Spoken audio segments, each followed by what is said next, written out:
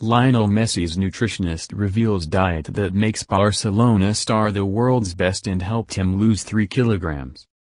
Lionel Messi news. Click here for all the latest on the Barcelona superstar.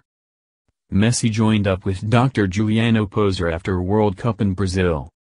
Italian nutritionist helped Barcelona forward lose 3 kilograms.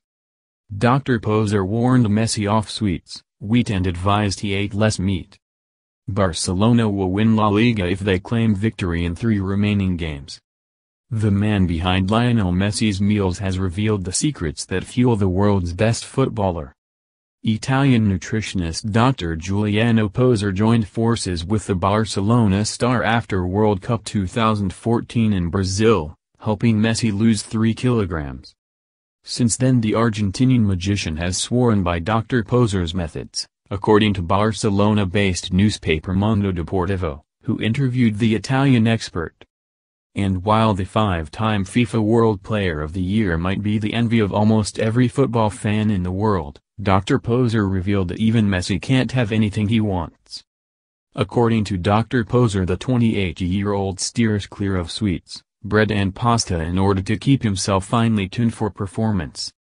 Sugar. It is the worst thing for muscles, the nutritionist told Mundo.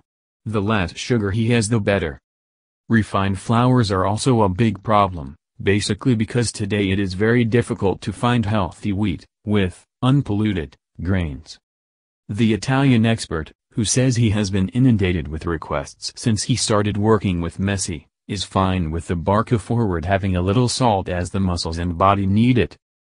Dr. Poser takes a hard line on meat though and advises the world's best player to eat much less than Argentinians and Uruguayans usually eat.